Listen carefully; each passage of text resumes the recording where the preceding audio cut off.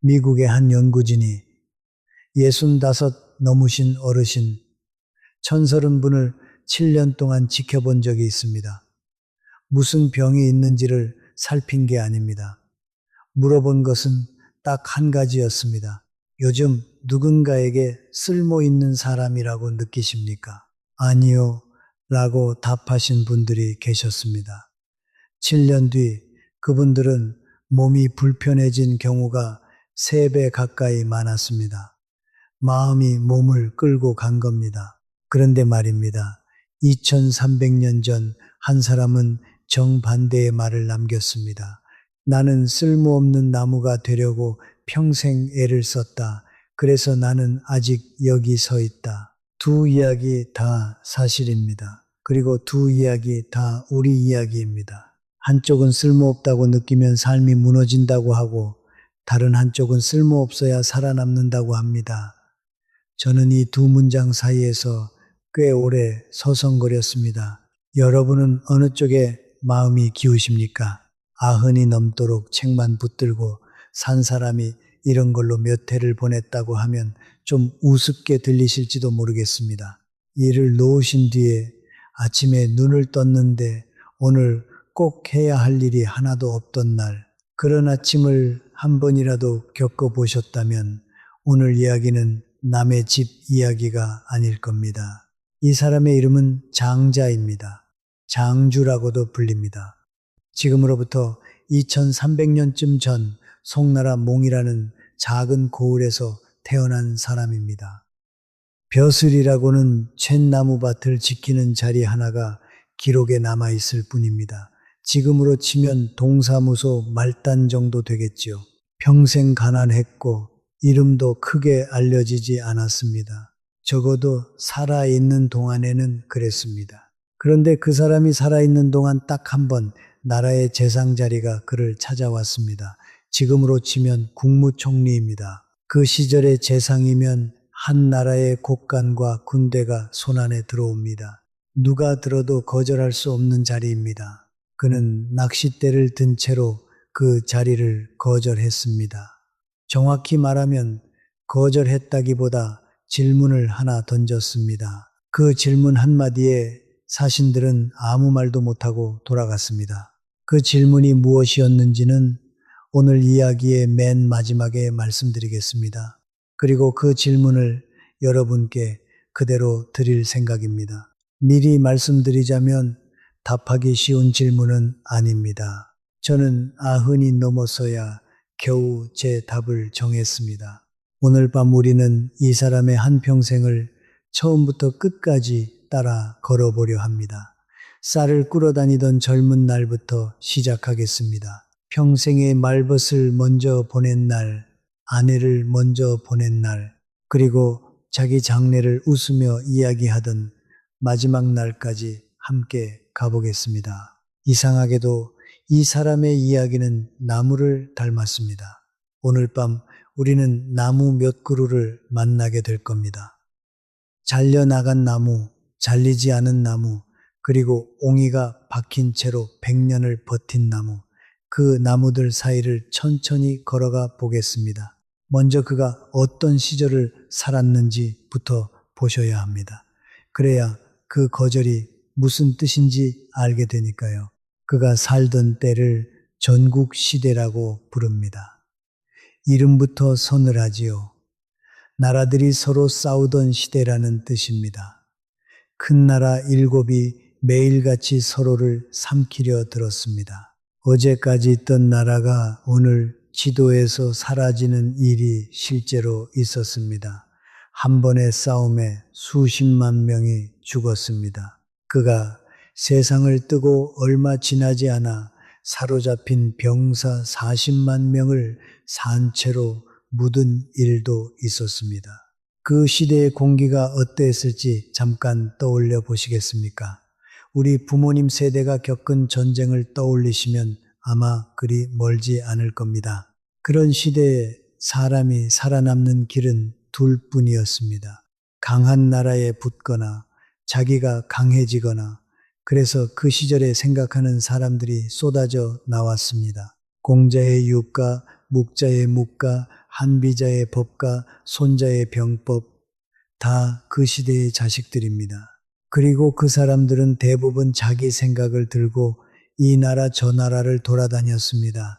왕을 설득하고 쓰이면 출세하고 안 되면 다음 나라로 갔습니다. 취직 면접을 나라 단위로 보고 다닌 셈입니다. 나쁜 뜻으로 드리는 말씀이 아닙니다. 그게 살아남는 법이었으니까요. 장자는 그러지 않았습니다. 그는 자기를 팔러 다니지 않았습니다. 대신 아주 가난했습니다. 장자라는 책에 이런 대목이 나옵니다. 하루는 먹을 것이 떨어져서 강을 관리하던 벼슬아치에게 쌀을 꾸러 갔습니다. 그 사람이 이렇게 말합니다. 곧 고을에서 세금이 거칩니다. 그때 300금을 빌려드리지요.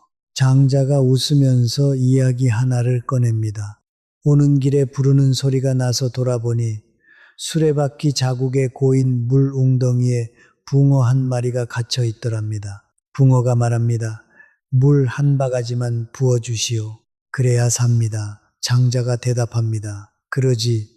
내가 남쪽 임금들을 만나러 가는 길인데 거기서 큰 강물을 끌어다 자네에게 대어주겠네. 그러자 붕어가 낯빛이 변해서 이렇게 말했다고 합니다. 그때쯤이면 저를 거너물 가게에서 찾으시는 게 빠를 겁니다. 이 이야기가 저는 오래 마음에 남았습니다. 배가 고픈 사람의 입에서 이런 말이 나왔다는 게 말이지요. 우리도 그런 시절을 건너왔지요. 그런데 이 이야기 어디서 들어보신 것 같지 않으십니까? 통영에 도상만 어르신이 계십니다. 올해 71이십니다. 조선소에서 40년 동안 배에 페인트를 칠하셨습니다. 쇳덩이 위에서 40년입니다. 여름에는 철판이 달아올라 신발 밑창이 물렁해졌다고 하셨습니다. 그 신발을 아직도 신발장 맨 아래 칸에 두고 계십니다. 버리지 못하시는 게 아니라 버릴 이유를 못 찾으셨다고 하셨습니다. 일을 놓으신 지 6년째입니다. 그 6년 동안 이런 말을 참 많이 들으셨다고 합니다. 아버지, 조금만 기다리세요. 내년에 형편 나아지면 모시고 여행가 드릴게요. 아버지, 올해만 참으세요. 애들 학원비만 좀 줄면요. 아버지, 이번 명절엔 못 가는데 다음 명절에는 꼭 갈게요. 다 진심입니다. 자식들이 거짓말을 한 게 아닙니다. 우리 아이들이 나쁜 게 아닙니다. 저는 그 점을 꼭 말씀드리고 싶습니다. 그 아이들도 저마다 자기 웅덩이에서 허덕이고 있는 겁니다. 다만 붕어에게 필요한 건 남쪽의 큰 강물이 아니었습니다. 지금 여기 물 한 바가지였습니다. 이 말씀을 드리는 이유는 자식을 탓하시라는 게 아닙니다. 오히려 반대입니다. 내년에 오겠다는 그 말을 붙들고 1년을 기다리는 것이 우리 마음을 마르게 한다는 말씀을 드리고 싶은 겁니다. 기다림 자체가 나쁜 게 아닙니다. 기다림에 내 하루를 저당 잡히는 게 마르게 하는 겁니다. 또 어르신은 재작년 봄부터 한 가지를 시작하셨습니다. 별것 아닙니다. 아침에 일어나 물을 한 잔 드시고 그날 하루 스스로에게 부어줄 물 한 바가지를 하나만 정하십니다. 화분에 물 주기, 라디오 켜고 국 끓이기, 옛 동료에게 문자 한 줄 딱 하나입니다. 그러고 나서 하시는 말씀이 이렇습니다. 오늘 몫은 오늘 받았다. 여기까지가 이 사람의 젊은 날입니다. 가난했고 그 가난 속에서도 남에게 기대는 대신 이야기를 지었습니다. 그런데 이 사람의 진짜 이야기는 지금부터입니다. 마을 어귀에 서 있던 나무 한 그루 이야기를 해드리겠습니다. 어느 마을에 아름드리 나무가 한 그루 있었습니다. 그늘이 얼마나 넓은지 소 수천 마리가 들어가 쉴 수 있을 정도였다고 합니다. 줄기는 어른 여럿이 팔을 벌려야 겨우 감쌀만 했습니다. 사람들이 장터에 가듯 그 나무를 보러 몰려들었습니다. 그런데 평생 나무만 만져온 목수 하나가 그 나무를 보고는 눈길도 주지 않고 지나갑니다. 따라가던 제자가 놀라서 묻습니다. 스승님, 제가 도끼를 든 뒤로 이렇게 훌륭한 나무는 처음 봅니다. 그런데 어째서 쳐다보지도 않으십니까? 목수가 대답합니다. 됐다. 말도 꺼내지 마라. 저건 쓸모없는 나무다. 배를 만들면 가라앉고, 관을 짜면 금세 썩고, 기둥을 세우면 좀이 먹고, 문을 만들면 진이 흘러나온다. 쓸데가 없는 나무야. 그날 밤 그 목수의 꿈에 나무가 나타납니다. 나무가 묻습니다. 너는 나를 무엇에 견주려 하느냐? 배나무, 귤나무, 살구나무 같은 것들과 견주려 하느냐? 그 나무들은 열매가 익으면 가지가 꺾인다. 큰 가지는 부러지고 작은 가지는 뽑힌다. 쓸모가 있어서 제 목숨을 다하지 못하고 한창 때에 꺾이는 것이다. 세상의 쓸모를 스스로 불러들여서 고생을 하는 것이지. 그리고 나무가 이렇게 말합니다.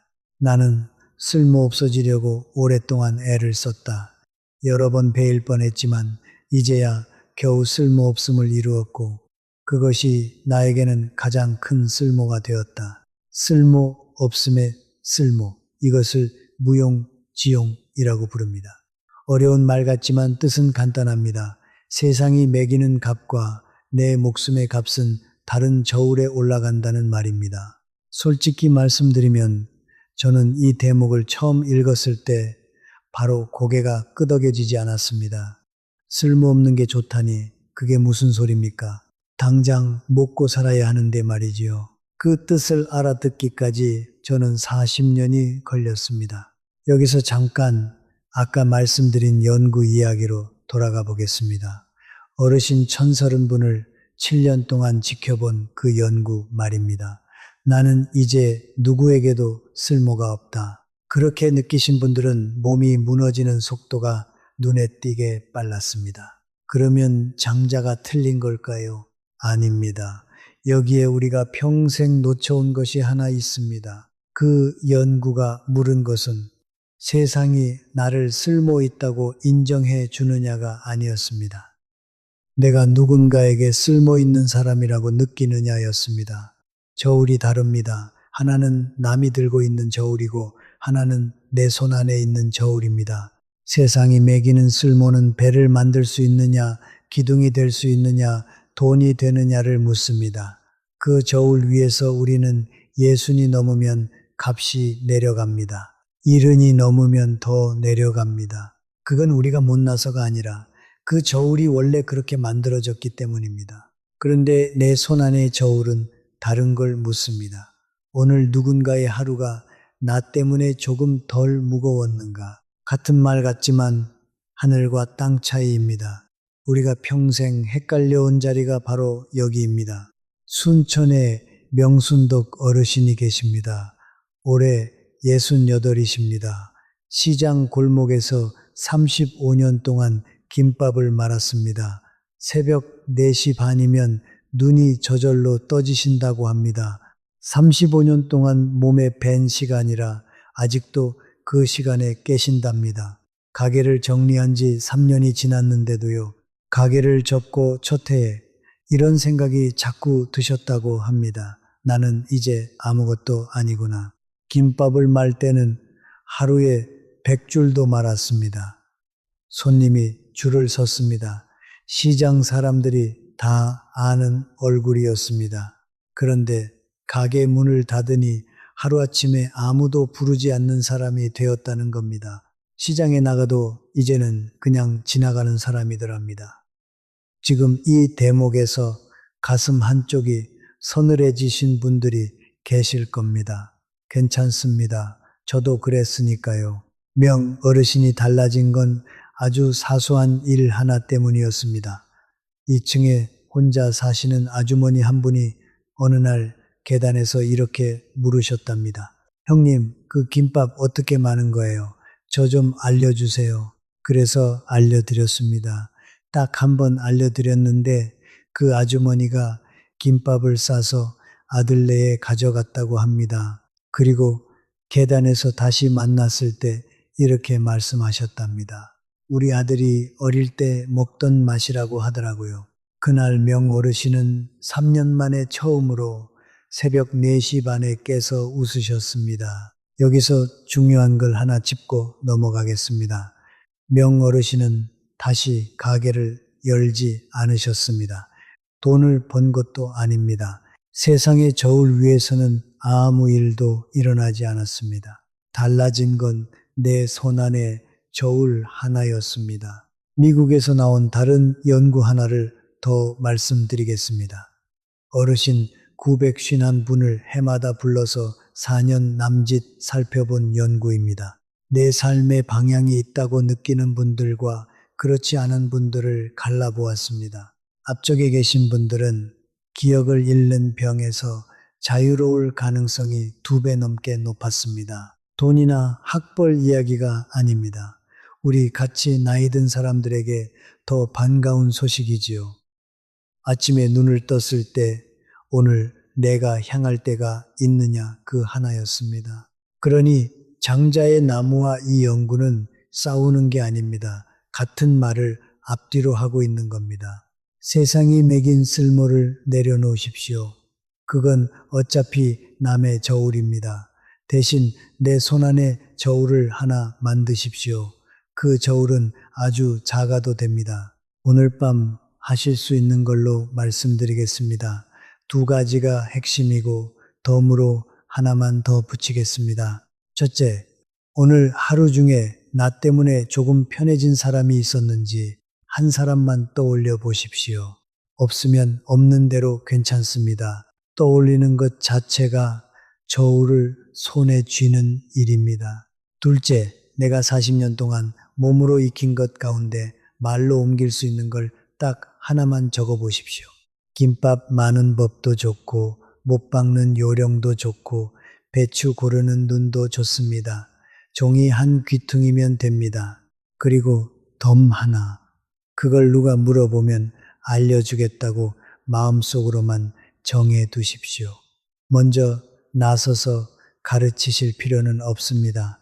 물어보면 알려주겠다. 그거면 충분합니다. 다 하기 어려우시면 첫째 하나만 해보십시오. 그것만으로도 오늘 밤은 다릅니다. 이 모듈에서 챙겨가실 한 줄은 이겁니다.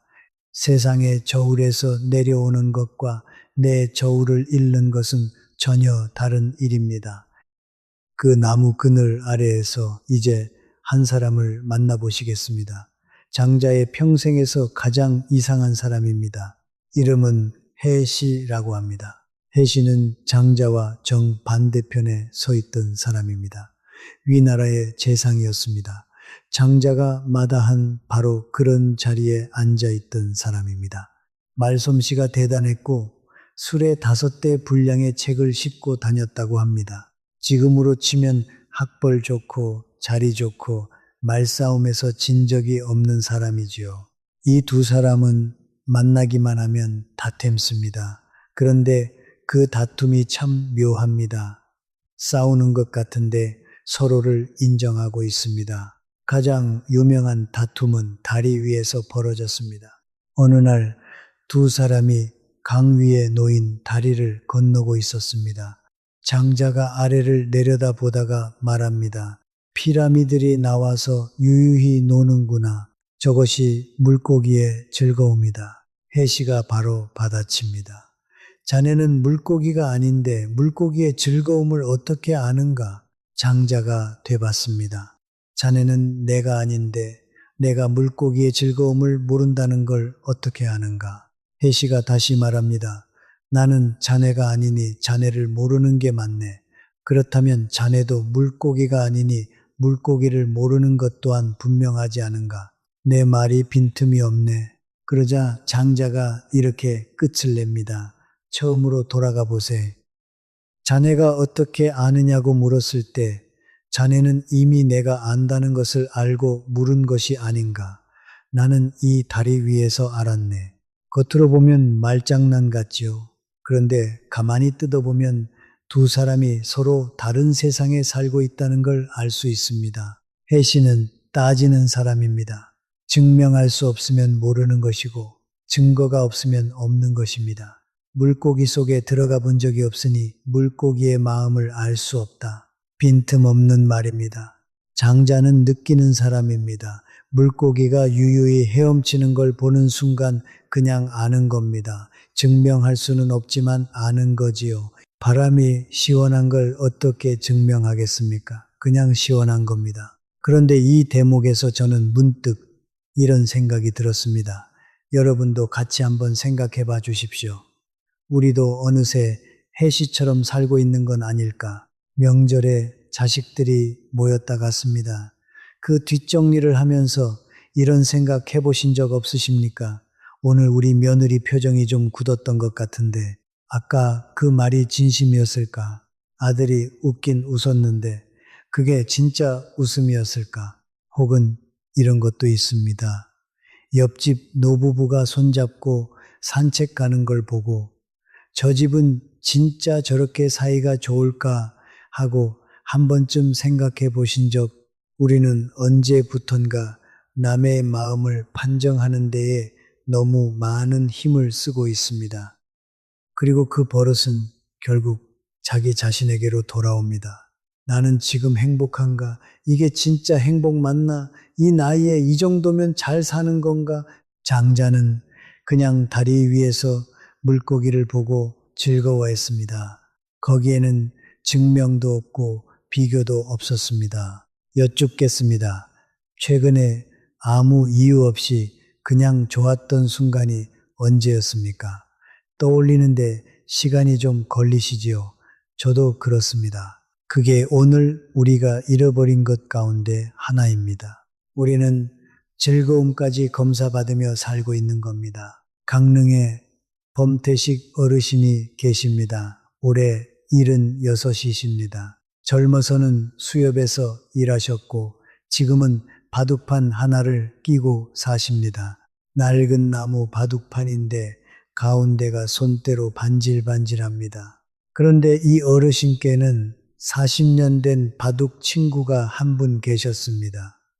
이 두 분은 만나면 꼭 싸우셨답니다. 정치 이야기만 나오면 목소리가 커지고 한 분은 자리를 박차고 나가고 다음 주에 또 만나서 바둑을 두셨습니다. 그 친구분이 재작년 겨울에 돌아가셨습니다. 범 어르신이 이런 말씀을 하셨습니다. 이제는 화낼 사람이 없어. 이 말씀이 참 오래 남았습니다. 우리 나이의 외로움은 이런 얼굴을 하고 옵니다. 장자도 그랬습니다. 해시가 세상을 떠난 뒤 장자는 제자들과 함께 해시의 무덤 앞을 지나가게 됩니다. 거기서 장자가 옛 이야기 하나를 꺼냅니다. 옛날에 어떤 사람이 코끝에 흙을 얇게 발랐답니다. 파리 날개만큼 얇게 말이지요. 그러자 석이라는 이름난 장인이 도끼를 바람처럼 휘둘러 그 흙만 깎아냈습니다. 코는 멀쩡했고 그 사람은 눈 하나 깜짝하지 않고 서 있었습니다. 그 이야기를 들은 임금이 석을 불러 자기에게도 해보라고 합니다. 석이 이렇게 대답합니다. 저는 그 재주를 지금도 지니고 있습니다. 다만 제 상대가 되어줄 사람이 죽은 지 오래입니다. 그리고 장자가 무덤을 보며 말합니다. 해시가 죽은 뒤로 나에게는 더불어 말할 상대가 없어졌다. 이건 말싸움 상대를 잃은 아쉬움이 아닙니다. 도끼가 날아와도 눈 하나 깜짝하지 않을 만큼 나를 믿어준 사람, 그런 사람을 잃은 겁니다. 여기서 하나 여쭙고 싶습니다. 여러분께는 그런 분이 계십니까? 생각이 다르고 사는 방식이 다르고 어떤 이야기는 아예 꺼내지도 못하는데 그래도 만나면 말이 되는 사람 계신다면 참 다행입니다. 안 계시다면 이 말씀을 드리고 싶습니다. 그건 여러분이 잘못 사신 탓이 아닙니다. 여러분이 우리 나이가 되면 그런 사람이 하나둘 먼저 떠나는 게 자연스러운 일입니다. 나무도 나이를 먹으면 곁가지부터 마릅니다. 그건 나무가 잘못해서가 아닙니다. 다만 한 가지는 말씀드리고 싶습니다. 우리는 흔히 나와 잘 맞는 사람만 좋은 사람이라고 여깁니다. 그래서 조금만 부딪히면 관계를 접습니다. 나이가 들수록 그 접는 속도가 빨라집니다. 서운한 말 한마디에 10년, 2년을 놓아버리기도 하지요. 그런데 장자와 해시를 보면 꼭 같은 편이어야 진짜 벗은 아닌 것 같습니다. 부딪히면서 서로가 더 또렷해지는 사이도 있는 겁니다. 오늘 밤에 하실 수 있는 일 하나만 말씀드리겠습니다. 10년 넘게 못 본 사람 가운데 그래도 마음 한구석에 남아있는 이름을 하나만 떠올려 보십시오. 연락하시라는 말씀이 아닙니다. 이름만 떠올려 보시면 됩니다. 그 이름이 아직 떠오른다는 것 자체가 그 관계가 아직 마르지 않았다는 뜻입니다. 이 대목에서 챙겨가실 한 줄은 이겁니다. 나를 편안하게 하는 사람과 나를 또렷하게 하는 사람은 다른 사람입니다. 자, 이제 이야기의 결이 조금 바뀝니다. 지금까지는 이 사람이 세상과 어떻게 지냈는지를 보았습니다. 시대와 어떻게 지냈고 벗과 어떻게 부딪혔는지 말이지요. 이제부터는 조금 안쪽으로 들어갑니다. 이 사람이 자기 자신을 어떻게 보았는지 말입니다. 장자에서 가장 널리 알려진 이야기가 아마 이것일 겁니다. 나비꿈 이야기. 어느 날 장자가 꿈을 꾸었습니다. 꿈에서 그는 나비였습니다. 팔랑팔랑 꽃 사이를 날아다니는 나비였습니다. 너무 즐거워서 자기가 장자라는 것도 잊었습니다. 그냥 완전히 나비였습니다. 그런데 깨어보니 장자였습니다. 여기서 그가 묻습니다. 장자가 꿈에서 나비가 된 것인가? 나비가 꿈에서 장자가 된 것인가? 처음 들으면 무슨 소린가 싶으시지요. 당연히 사람이 꿈을 꾼 거지 나비가 무슨 꿈을 꿉니까? 그런데 이 이야기를 우리 삶으로 끌고 와 보면 이야기가 달라집니다. 여쭙겠습니다. 지금 여러분은 누구십니까? 젊어서 명함에 적혀있던 이름이 있으셨을 겁니다. 과장, 반장, 소장, 사장, 선생님, 그 이름으로 불리던 세월이 30년, 40년입니다. 그런데 어느 날 그 이름이 사라집니다. 집에서 불리는 이름도 있습니다. 아버지, 어머니, 할머니, 할아버지. 그런데 이 이름도 아이들이 크면 부르는 횟수가 줄어듭니다. 병원에 가면 또 다른 이름이 있습니다. 몇 번 환자분, 이 가운데 진짜 나는 누구입니까? 여러분은 지금 어느 이름으로 가장 자주 불리십니까? 요즘 세상은 진짜 나를 찾아야 한다고 참 많이들 말합니다. 서점에 가면 그런 책이 잔뜩 쌓여 있습니다. 그런데 저는 그 말을 들을 때마다 조금 갸웃하게 됩니다. 마치 어딘가에 진짜 내가 숨어 있고 지금까지의 나는 다 가짜라는 말처럼 들려서 말이지요. 장자는 좀 다른 말을 하는 것 같습니다. 그는 나비였을 때 완전히 나비였습니다. 나는 사실 사람인데 지금 나비 노릇을 하는 중이야 라고 생각하지 않았습니다. 사람일 때도 마찬가지입니다. 나는 사실 나비인데 사람인 척 하는 거야 라고 여기지 않았습니다. 그러니까 장자가 하는 말은 이런 게 아닐까 싶습니다. 진짜 나를 찾겠다고 애를 쓸 것이 아니라 그 모든 게 다 나일 수 있다는 것. 공장에서 40년 일한 나도 나입니다. 손주에게 밥을 차려주는 나도 나입니다. 아무도 부르지 않는 오후에 혼자 라디오를 켜놓고 있는 나도 나입니다. 어느 하나가 진짜고 나머지가 가짜인 게 아닙니다. 이걸 장자는 물화라고 불렀습니다. 만물이 변하면서 서로에게 스며든다는 뜻입니다. 어려운 말 같지만 나무를 보면 금방 이해가 됩니다. 봄의 나무와 겨울의 나무는 전혀 다르게 생겼습니다. 그런데 같은 나무입니다. 잎이 다 떨어진 겨울나무를 보고 저건 가짜 나무라고 하지 않습니다. 우리도 그렇습니다. 일하던 시절의 나와 지금의 나는 다르게 생겼습니다. 그런데 같은 사람입니다. 이 대목에서 한 가지만 짚고 싶습니다. 은퇴하고 나서 가장 힘든 게 돈이 아니라 호칭이라는 말씀을 하시는 분들이 많습니다. 저는 그 말씀이 참 정확하다고 생각합니다. 사람은 불리는 이름으로 자기를 확인하거든요. 그러니 이런 것도 방법입니다. 나를 부르는 이름을 하나 새로 만드는 것, 거창할 필요 없습니다. 화분 10개를 기르시면 그 집의 정원사입니다. 매일 아침 같은 길을 걸으시면 그 길의 지킴이입니다. 손주에게 옛날 이야기를 해주시면 그 아이의 첫 번째 이야기꾼입니다. 우습게 들리십니까? 그런데 이름이 하나 생기면 아침이 달라집니다. 우리에게 필요한 건 큰 자리가 아니라 부를 이름 하나입니다. 여기까지 우리는 나무 세 그루를 지나왔습니다. 물웅덩이의 붕어에게 필요했던 건 남쪽의 큰 강물이 아니라 오늘의 물 한 바가지였다는 것. 세상의 저울에서 내려오는 것과 내 저울을 잃는 것은 다르다는 것. 그리고 나를 편안하게 하는 사람과 또렷하게 하는 사람은 다르다는 것. 이제 가장 무거운 나무 앞에 섰습니다. 이 사람이 아내를 먼저 보낸 날의 이야기입니다. 장자의 아내가 세상을 떠났습니다. 해시가 문상을 갔습니다. 그런데 가서 보니 장자가 두 다리를 쭉 뻗고 앉아 질그릇을 두드리며 노래를 부르고 있었습니다. 해시가 화를 냅니다. 평생 함께 살면서 자식을 키우고 같이 나이 든 사람이 죽었는데 울지 않는 것만으로도 모자라 다리를 뻗고 노래를 부르다니 이건 너무하지 않은가. 해시의 이 반응이 사실 우리의 반응입니다. 우리도 그 자리에 있었다면 똑같이 화를 냈을 겁니다.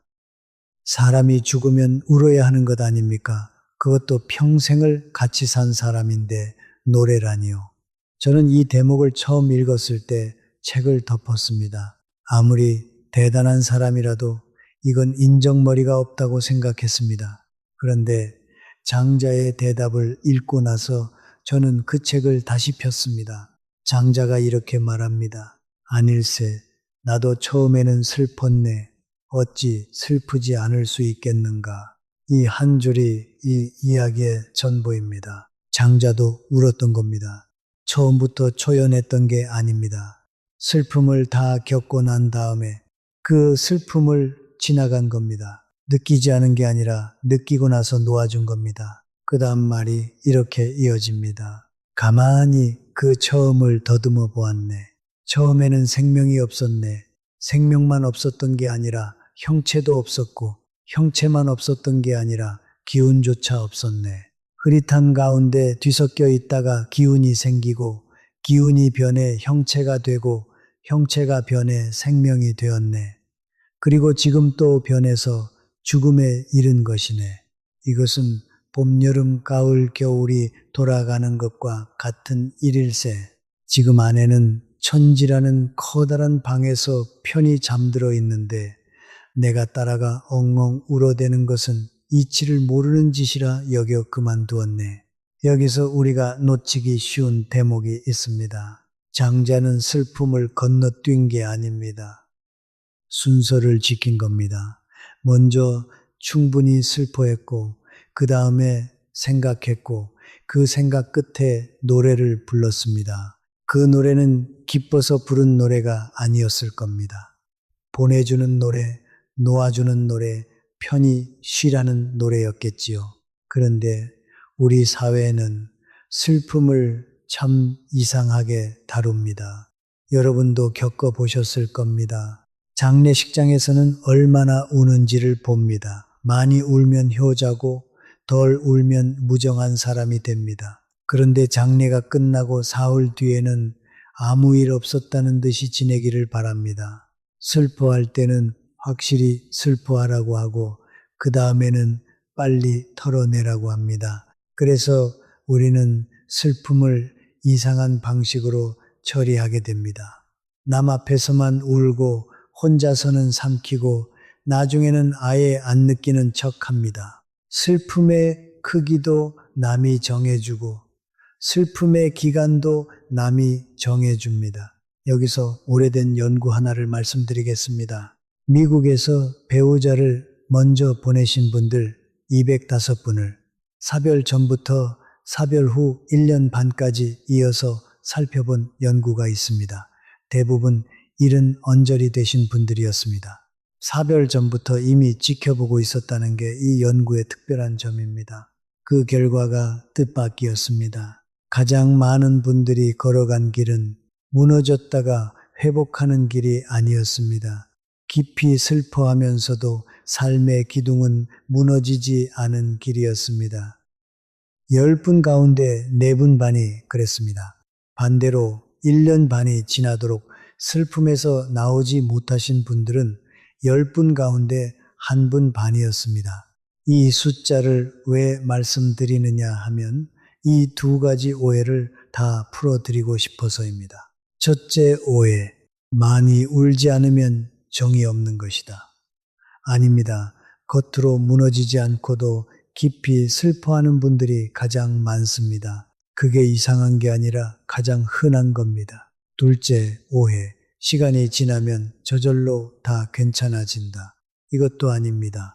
10분 가운데 1분 반은 1년 반이 지나도 그 자리에 계셨습니다. 그런 분께는 시간이 약이라는 말이 아무 도움이 안 됩니다. 그러니 사별하신 분께 우리가 해야 할 말은 이겁니다. 벌써 1년이나 지났는데 이 말은 하지 않는 것이 좋습니다.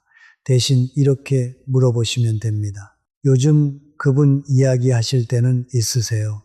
정읍에 우복순 어르신이 계십니다. 올해 74이십니다. 남편분을 먼저 보내신 지 4년이 되었습니다. 이 어르신 댁에는 아직도 밥그릇이 2개 올라간다고 합니다. 처음에는 습관이었고 나중에는 일부러 그러셨답니다. 자식들이 보고 마음 아파해서 한 번은 치웠는데 그러고 나니 밥이 넘어가지 않으시더랍니다. 그래서 다시 올려놓으셨습니다. 대신 한 가지를 바꾸셨습니다. 저녁 설거지를 다 마치고 부엌 불을 끄기 전에 소리내어 남편 이름을 한번 부르신답니다. 그리고 그날 있었던 일을 한 줄만 말씀하신답니다. 오늘 김장 배추값이 올랐더라. 오늘 앞집 개가 새끼를 낳았더라. 그러고 나서 불을 끄십니다. 우 어르신이 이런 말씀을 하셨습니다. 이렇게 하니까 하루 종일 목에 걸려있던 게 그때 한 번에 내려가요. 저는 이게 아주 좋은 방법이라고 생각합니다. 슬픔을 없애려 하지 않고 슬픔에게 하루에 한 번 자리를 내어주는 겁니다. 하루 종일 붙들고 있지도 않고 아예 없는 척 하지도 않는 겁니다. 혹시 지금 먼저 보내신 분이 계신 분들께 말씀드립니다.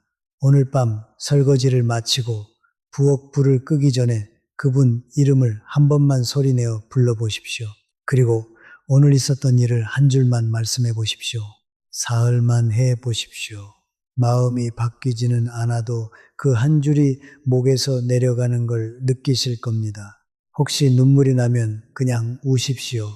장자도 처음에는 울었습니다. 이 대목에서 챙겨가실 한 줄은 이겁니다. 슬픔은 건너가는 것이지 갇혀 있어야 하는 것이 아닙니다. 자, 이제 마음 이야기는 여기까지 하고 손 이야기를 해보겠습니다. 장자의 포정해우라는 이야기가 있습니다. 포정이라는 백정이 소를 잡는 이야기입니다. 그런데 이게 그냥 소 잡는 이야기가 아닙니다. 포정이 임금 앞에서 소를 해체합니다. 그 모습이 마치 춤을 추는 것 같았다고 합니다. 칼이 움직일 때마다 나는 소리가 옛 음악의 장단에 딱딱 맞았습니다. 임금이 감탄합니다. 아, 제주가 어떻게 이런 경지에 이를 수 있는가? 포정이 칼을 내려놓고 대답합니다. 제가 좋아하는 것은 도입니다. 제주보다 앞선 것이지요. 처음 소를 잡을 때는 눈에 보이는 것이 온통 소뿐이었습니다. 3년이 지나니 소 전체가 보이지 않게 되었습니다. 지금은 눈이 아니라 마음으로 만납니다. 그리고 이렇게 말합니다. 소의 몸에는 뼈와 뼈 사이, 힘줄과 힘줄 사이에 반드시 틈이 있습니다. 그 틈은 넓은데 제 칼날은 두께가 없을 만큼 얇습니다. 두께 없는 것을 넓은 틈에 넣으니 칼을 놀리는데 넉넉하고도 남습니다. 그래서 19년이 지나도 제 칼날은 방금 숫돌에 간 것 같습니다. 여기서 제일 중요한 대목이 나옵니다. 다만 뼈와 힘줄이 엉킨 곳을 만나면 저는 어려운 줄을 압니다.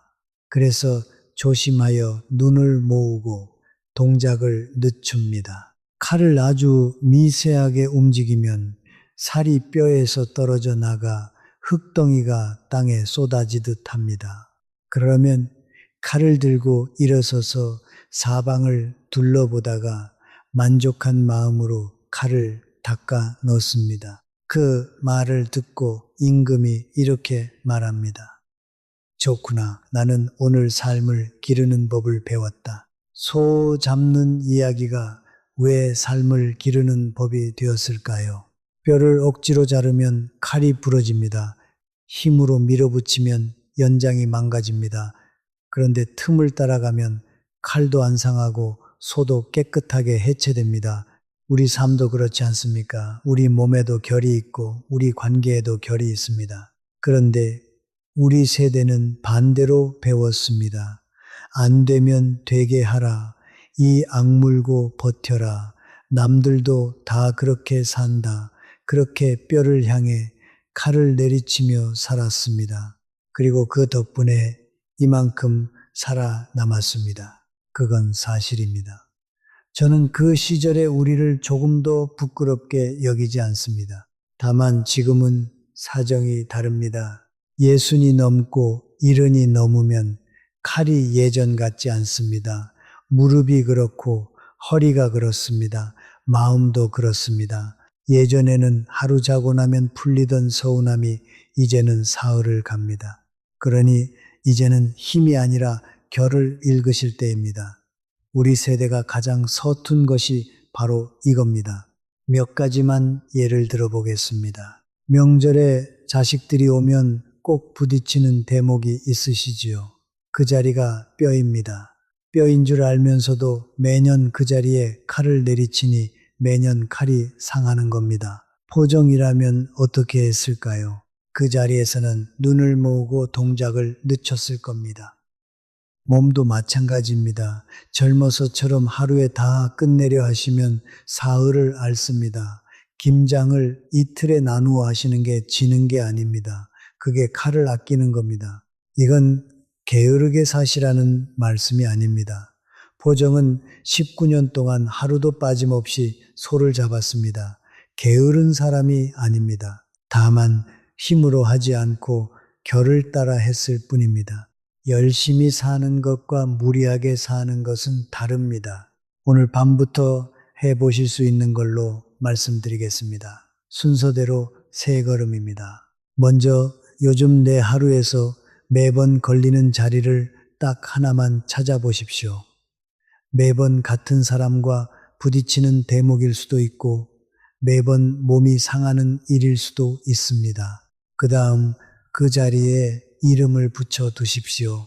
여기는 뼈다. 이렇게 마음속으로 이름만 붙여 두시면 됩니다. 마지막으로 다음에 그 자리에 이르렀을 때 딱 3번만 숨을 쉬고 말을 시작하십시오. 3번이면 충분합니다. 그 3번의 숨이 칼날을 지켜줍니다. 3걸음이 많으시면 마지막 하나만 하셔도 됩니다. 3번의 숨, 그거면 됩니다. 이 대목에서 챙겨가실 한 줄은 이겁니다. 칼을 아끼는 사람이 칼을 오래 씁니다. 우리 마음도 칼입니다. 이제 이 사람의 마지막 날 이야기를 하겠습니다. 장자가 세상을 뜨게 되자 제자들이 장례를 성대하게 치르겠다고 나섰습니다. 스승의 마지막이니 제대로 된 관에 모시고 예를 갖추어 보내드리겠다는 겁니다. 장자가 말합니다. 나는 하늘과 땅을 관으로 삼겠다. 해와 달을 한 쌍의 구슬로 삼고 별들을 굿을 장식으로 삼겠다. 만물을 함께 넣어주는 물건으로 삼겠다. 내 장래 도구가 이미 다 갖추어져 있는데 무엇을 더 보태겠느냐? 제자들이 걱정합니다. 하지만 스승님, 그냥 두면 까마귀와 솔개가 스승님을 먹을 것입니다. 장자가 웃으면서 대답합니다. 땅 위에 두면 까마귀와 솔개가 먹고 땅 아래에 묻으면 땅강아지와 개미가 먹는다. 위에 있는 것에게서 빼앗아 아래에 있는 것에게 주는 셈인데 어째서 한쪽 편만 드느냐? 저는 이 마지막 대답이 이 사람을 가장 잘 보여주는 말이라고 생각합니다. 죽음 앞에서도 농담을 잃지 않았습니다. 까마귀가 먹든 개미가 먹든 그게 뭐가 다르냐는 겁니다. 그런데 저는 이걸 죽음을 뛰어넘은 성인의 이야기로 포장하고 싶지는 않습니다. 아까 아내를 보낼 때도 그랬지요. 나도 처음에는 슬펐다고 했습니다. 이 사람도 두려웠을 겁니다. 다만 그 두려움을 피하지 않고 끝까지 바라본 사람인 겁니다. 우리는 죽음 이야기를 잘 하지 않습니다.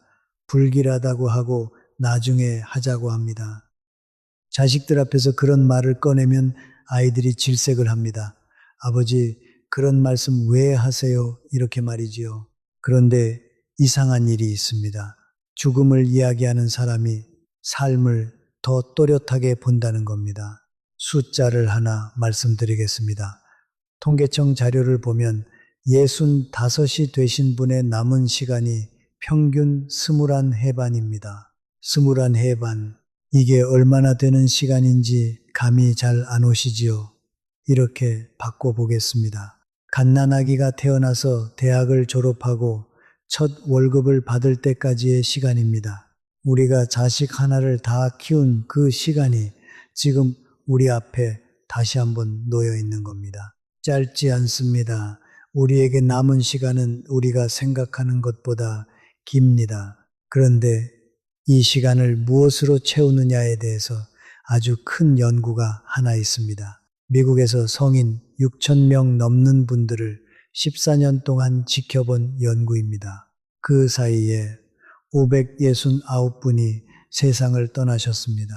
연구진이 찾아낸 것은 이렇습니다. 내 삶에 목적이 있다고 느끼는 분들이 그렇지 않은 분들보다 오래 사셨습니다.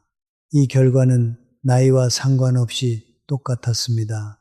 20살에게도 60살에게도 80살에게도 똑같이 나타났습니다. 이 대목이 중요합니다. 목적이라는 게 대단한 걸 말하는 게 아닙니다. 회사를 세우고 책을 쓰라는 이야기가 아닙니다.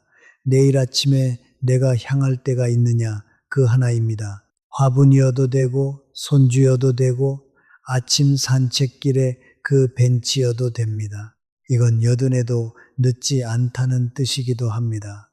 여러분께 이 말씀을 꼭 드리고 싶었습니다. 여기서 서양의 한 사람이 남긴 말을 곁들이고 싶습니다. 2000년쯤 전에 로마에 살던 세네카라는 사람입니다. 그는 이렇게 말했습니다. 우리에게 주어진 시간이 짧은 것이 아니라 우리가 그 시간을 잃어버리는 것이다. 장자와 세네카는 서로를 알지 못했습니다. 살던 땅도 다르고 시대도 다릅니다. 그런데 같은 말을 했습니다. 동양과 서양이 같은 말을 했다면 그건 진리에 가까운 겁니다. 자, 이제 처음에 드렸던 약속을 지킬 때가 되었습니다. 낚싯대를 든 채로 제상 자리를 거절했다는 그 이야기 말입니다. 어느 날이었습니다. 강가에서 낚시를 하고 있는 장자에게 사신 두 사람이 찾아왔습니다. 초나라에서 온 사람들이었습니다. 공손히 절을 하고 이렇게 말합니다. 저희 임금께서 선생을 나라의 일로 모시고 싶다 하십니다. 제상자리입니다. 지금으로 치면 국무총리입니다. 한 나라의 곳간과 군대가 손안에 들어오는 자리입니다. 게다가 그는 쌀을 꿀어 다니던 사람입니다. 누가 들어도 거절할 수 없는 제안입니다. 그런데 장자는 낚싯대를 들지도 않았습니다. 강물만 보면서 이렇게 되묻습니다. 내가 듣기로 초나라에 신령스러운 거북이 있다고 합니다. 죽은 지 3,000년이 되었다지요. 임금이 그 거북을 비단으로 싸서 상자에 넣고 사당 위에 잘 모셔두었다고 들었습니다. 사신들이 고개를 끄덕입니다. 그렇습니다. 그러자 장자가 묻습니다. 그 거북에게 물어봅시다. 그 거북은 죽어서 뼈만 남아 귀하게 모셔지는 편이 좋겠습니까? 아니면 살아서 진흙 속에 꼬리를 끌고 다니는 편이 좋겠습니까? 사신들이 대답합니다. 그야 살아서 진흙 속에 꼬리를 끌고 다니는 편이 낫지 않겠습니까? 장자가 말합니다. 돌아가십시오. 나도 진흙 속에서 꼬리를 끌며 살겠습니다. 이것이 그 질문입니다. 사신들은 아무 말도 못하고 돌아갔습니다. 왜냐하면 그 질문의 답을 그들 스스로 이미 말해버렸기 때문입니다. 저는 이 질문이 2300년을 살아남은 이유를 이제야 알 것 같습니다. 이 질문은 무엇을 선택하라고 말하지 않습니다. 다만 우리가 이미 알고 있는 답을 우리 입으로 말하게 만듭니다. 그리고 이제 이 질문을 약속드린 대로 여러분께 그대로 드리겠습니다. 지금 나는 어떤 거북인가? 비단에 쌓여 상자 속에 모셔진 거북인가? 남들이 보기에 반듯하고 흠잡을 데 없고 자식들 앞에서 체면이 서는 자리에 놓인 거북인가? 그런데 그 상자 안에서 하루하루 굳어가고 있는 거북인가? 아니면 진흙 속에서 꼬리를 끌고 다니는 거북인가? 남 보기에는 별것 없어도 오늘 아침에 내 발로 걸어 나가서 흙을 묻히고 돌아온 거북인가? 지금 답하지 않으셔도 됩니다. 우리가 오늘 밤 답을 낼 필요는 없습니다. 그리고 이 말씀은 꼭 드리고 싶습니다. 두 거북 사이 어딘가에서 매일 흔들리고 계신다면 그것도 괜찮습니다. 장자도 완전한 사람은 아니었을 겁니다. 그는 제상 자리를 마다했지만 쌀을 꾸러 다니면서 마음이 편하지만은 않았을 겁니다. 다만 흔들리실 때 한 번쯤 이 사람의 이야기를 떠올려 보시면 좋겠습니다. 2300년 전에 똑같이 흔들리면서도 그래도 진흙 쪽을 고른 사람이 있었다는 것을 말이지요. 이제 오늘 밤 걸어온 길을 천천히 되짚어 보겠습니다. 나무 몇 그루를 지나왔는지 함께 세어 보시겠습니까? 첫 번째 나무 아래에서 우리는 물 웅덩이의 붕어를 만났습니다. 붕어에게 필요한 것은 내년의 큰 강물이 아니라 오늘의 물 한 바가지였습니다. 통영에도 어르신이 아침마다 하나씩 정하시는 그 한 가지 말입니다. 두 번째 나무는 마을 어귀의 아름드리 나무였습니다. 세상의 저울에서 내려오는 것과 내 손안의 저울을 잃는 것은 전혀 다른 일입니다. 순천의 명 어르신은 김밥 많은 법을 한번 알려드린 것만으로 그 저울을 다시 손에 쥐셨습니다. 세 번째는 보세 나무였습니다. 나를 편안하게 하는 사람과 나를 또렷하게 하는 사람은 다릅니다. 도끼가 날아와도 눈 하나 깜짝하지 않게 해주는 사람. 강릉의 범 어르신이 이제는 화낼 사람이 없다고 하신 그 사람 말입니다. 네 번째는 나비의 나무였습니다. 봄의 나무와 겨울의 나무는 다르게 생겼지만 같은 나무입니다. 일하던 시절의 나와 지금의 나도 그렇습니다. 어느 하나가 가짜인 게 아닙니다. 다섯 번째는 가장 무거운 나무였습니다. 슬픔은 건너가는 것이지 갇혀 있어야 하는 곳이 아닙니다. 정읍의 우 어르신처럼 부엌불을 끄기 전에 하루에 한 번 그 이름을 부르는 것만으로도 목에 걸린 것이 내려갑니다. 여섯 번째는 포정의 칼이었습니다. 뼈를 내리치지 마시고 틈을 찾으십시오. 그 자리에 이르면 숨을 3번 쉬고 말을 시작하십시오. 칼을 아끼는 사람이 칼을 오래 씁니다. 그리고 마지막이 진흙 속의 거북이었습니다. 오늘 밤 이 이야기가 마음 한 조각이라도 닿으셨다면 구독과 좋아요를 부탁드립니다. 그리고 혹시 곁에 이를 놓은 뒤로 아침이 허전하다고 말씀하시는 분이 계시다면 이 이야기를 전해 주십시오. 우리 나이에는 그렇게 서로의 밤을 지켜주는 것이 큰 힘이 됩니다. 이제 마무리하겠습니다. 장자는 결국 재상이 되지 않았습니다. 부자가 되지 않았고 권력도 잡지 않았습니다. 가난했고 벗을 먼저 보냈고 아내를 먼저 보냈습니다. 그런데 2300년이 지난 오늘 밤 그 사람의 이야기가 여기까지 왔습니다. 지금 이 순간 여러분의 귀에 닿아 있습니다. 초나라의 재상이 누구였는지는 아무도 기억하지 못합니다. 해시가 위나라에서 무슨 일을 했는지도 거의 남아있지 않습니다. 그런데 진흙 속의 거북은 2300년을 살아남았습니다. 그 사람이 남긴 것은 권력도 재산도 아니었습니다. 이야기였습니다. 그리고 그 이야기가 오늘 우리 곁에 와서 앉아 있습니다. 이제 불을 끄실 시간입니다. 오늘 밤은 아무것도 정하지 않으셔도 됩니다. 답을 내지 않으셔도 됩니다.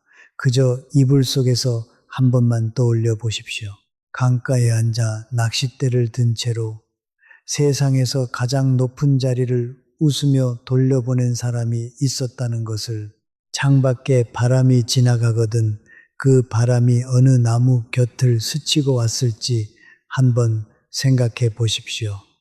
잎을 다 떨군 겨울나무도 봄이 오면 같은 자리에서 다시 잎을 냅니다.